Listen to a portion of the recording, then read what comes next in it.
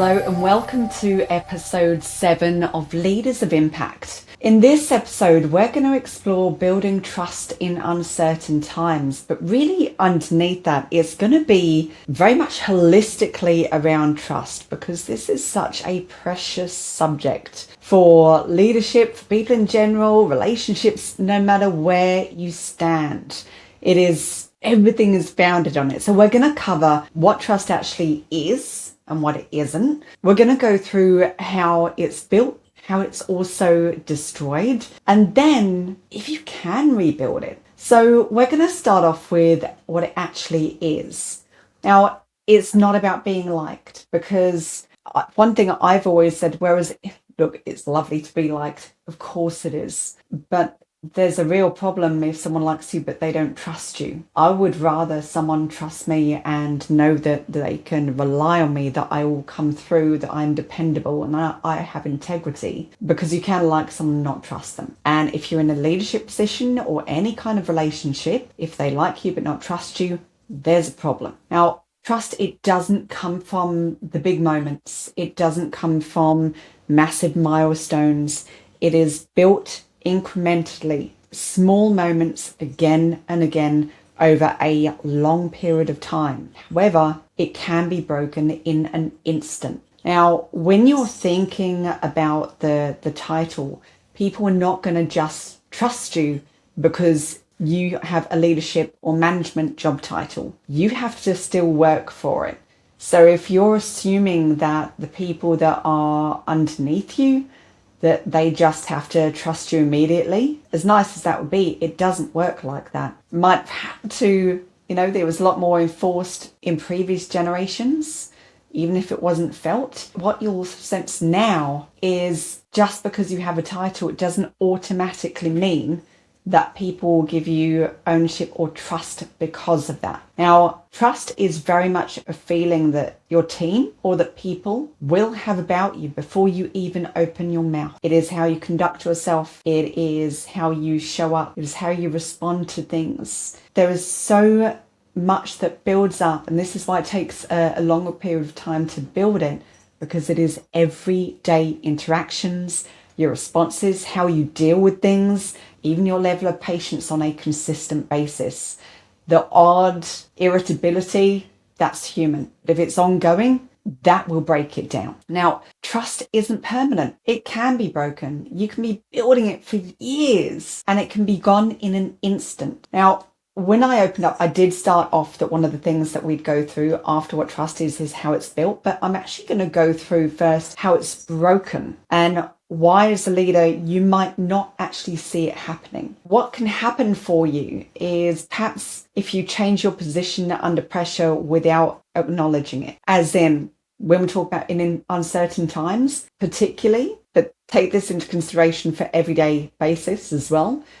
If you have really held your ground and been quite strong on a view, an opinion, and a process, but then all of a sudden done an about turn on that and dismissed any queries raised of that, that will break trust. If you have completely changed position, but then own it and give context, and this isn't about justifying or giving excuses, but depending on what it is, sometimes you do need to give context. So it's not just a demonstration of you completely changing your mind on something that you were previously very strong in an opposite direction. It's about clarity, transparency. Now, saying one thing in a team meeting or to someone's face and then in the boardroom completely different, that's another way that trust can be broken. If you've had a one-on-one conversation with someone and then divulged anything that they have said, disclosed it with anyone, that can very much immediately break trust because it shows people cannot confide in you. If you are inconsistent with how you treat people, it may be either that you treat some people one way and others another way,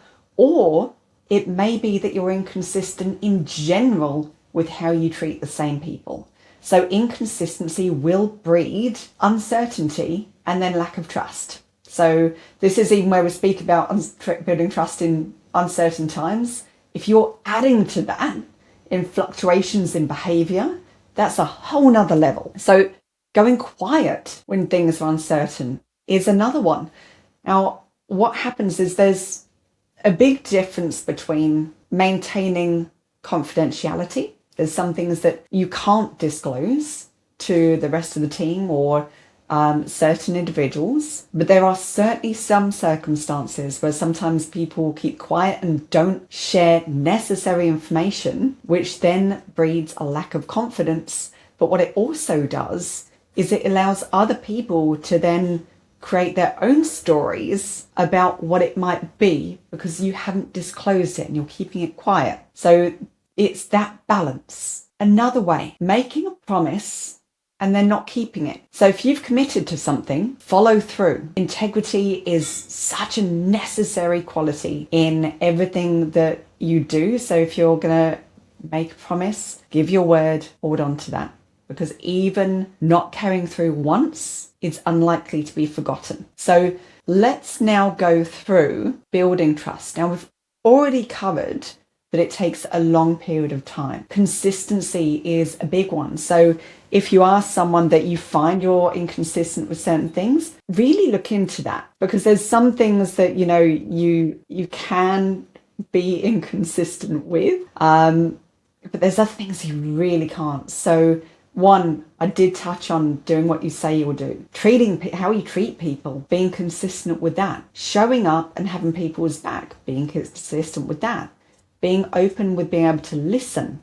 All of these, do you notice there's a lot of common themes there, is actually being able to be present, and so people know where they stand with you. So that leads us into presence, being genuinely available. A lot of the time, sometimes I hear people say, oh, but my door's always open.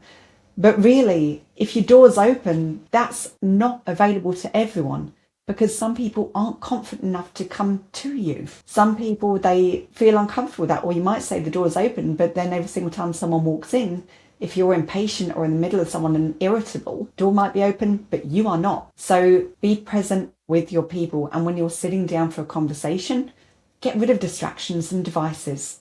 Ensure that you're dedicated and committed to them in that moment. It feels amazing when someone is really there with you. If you've ever experienced it yourself, you know the difference as to when someone is listening and you've got the eye contact and nodding, the encouragement, the response is showing that they're listening, versus someone sitting with their phone next to them or checking their watch. So following through, we've covered acknowledging when you get things wrong. Now, when you've got a lot of fluctuation, and look, even though we're talking about uncertain times, that can pretty much be all the time. If there's one thing that we're guaranteed in life, it's change.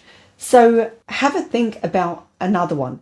How do you respond if something's gone wrong, or if you've made a mistake? Do you own it? Because I guarantee if people have seen that you've made a mistake and you try and hide it or dismiss it, and you don't acknowledge it and take ownership, then that will immediately create doubt and mistrust. Now, going through, there's a lot of ways that you can build it over a long period of time. And again, do you notice there's common themes, and it is around really high integrity, doing what you'll say you will do, being present, treating people the same whether they're in the room or not.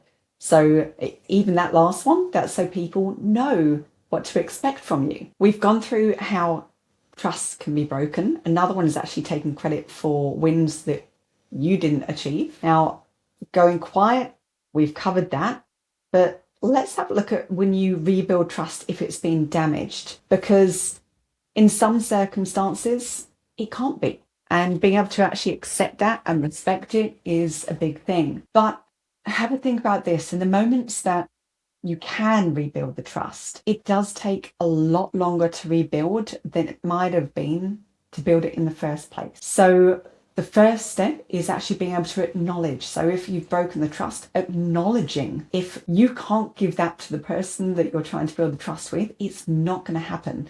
And when I say acknowledging, that I'm not talking about justification or making excuses, because that will only damage things. Also acknowledging the person's feelings, how they might have been impacted by whatever the situation was that broke the trust. Now, when you go through, behavior change is another one. So when you're rebuilding, if there's been anything around the behavior, then, and if you're committing to something, keep your word on that. Really make an effort, because no matter where you're at, if there's a certain behavior that has been a challenge for others around you, and even yourself, do the work to uncover it, where it's come from, and how to address it. And then show it, keep to it. Because when that's visible, people will see it, acknowledge it, and that goes far.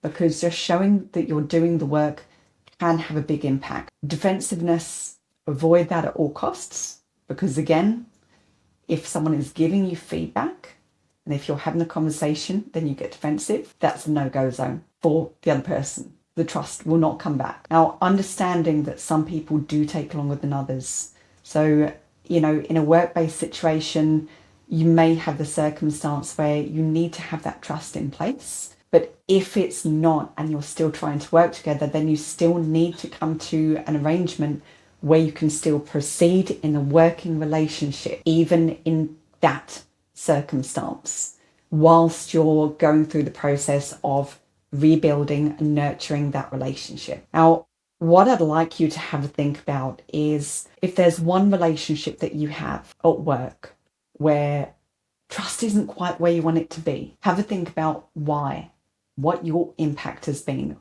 what is perhaps one behavior that you could change, and what would be the steps that you take. So this is one to really lean in, and trust isn't ever a rushed conversation. It is one where time and space needs to be created. So when you have got uncertainty in a whole environment, within an organization, within a team, within geopolitical environments, supply chain, things that you can't influence, trust in the relationships within the environment are absolutely crucial, because those relationships are where you can create the certainty within the uncertainty, and then a more psychological, safe environment for people to work through, to feel shifts, to be able to respond well to the unexpected, and to change. Thank you for listening. I'll see you in episode 8.